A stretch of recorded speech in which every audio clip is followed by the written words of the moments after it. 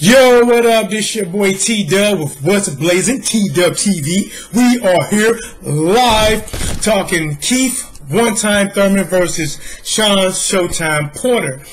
This is the first video I am shooting on this fight, but definitely not the first time I thought about it. I've been back and forth on who actually has the advantage in this matchup. You know, some points I am thinking Shawn Porter's, other point I am thinking Keith Thurman. You're always going to have those supporters that's going to be, you know, way one-sided no matter what. I mean, you might have a Shawn Porter supporter like, man, Shawn Porter gonna fuck Keith Thurman clean the fuck up, and it's only gonna take one time.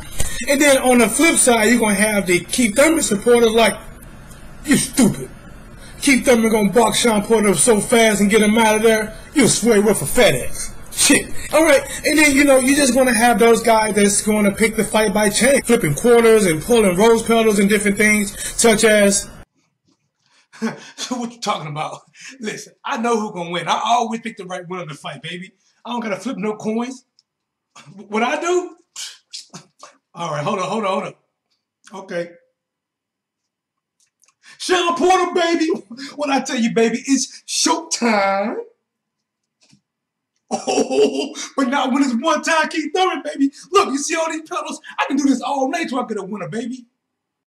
But the way I decided to approach this analysis is, instead of just focusing on all the things they do right, I want to focus on the matches that they either struggled in or even lost in. Now, I'm going to start with Shawn Porter, okay?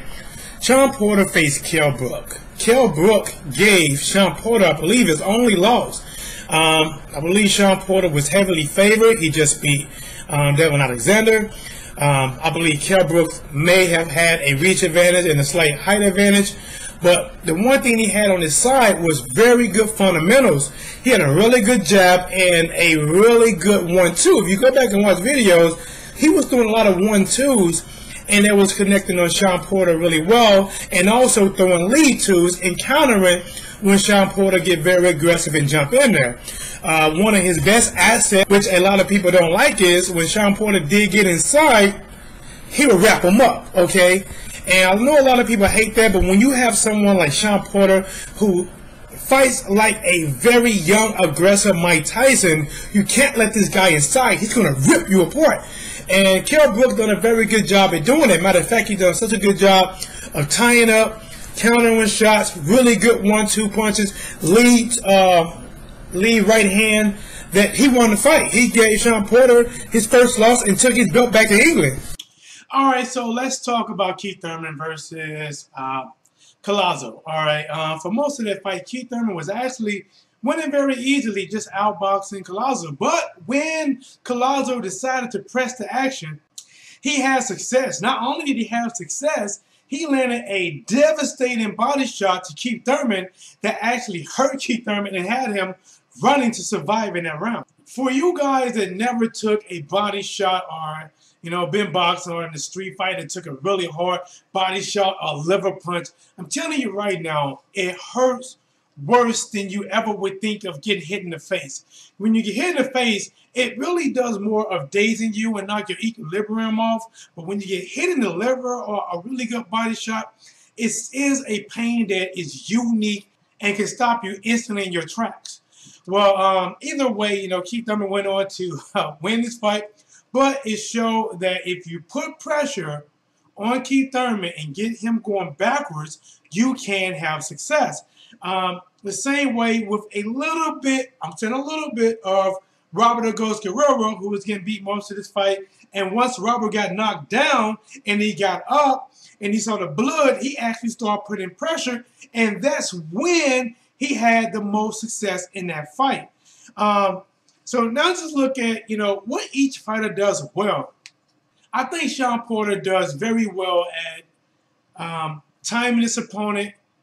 Very good quickness. He leaps in so fast with his shot that sometimes you can counter him, sometimes you can't. And even if you do counter him, his hands stay so busy. He's like a worker bee or a really blue-collar worker that's going to ride or die. It doesn't matter if you hit him, he's going to keep throwing those shots. Now, with Keith Thurman, what he does very well is he boxes. He got really good power, and he does have one-time game-changing power, which is why they call him one-time. Any one of those times he hits, you can really change the course of the fight. Well, you know how I am. I'm definitely straddling the fence. I have not decided yet.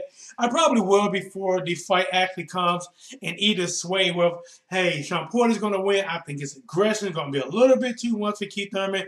Look at the fighters that have had success. And then I might go with Keith Thurman like, hey, I think Keith Thurman is going to handle that pressure well.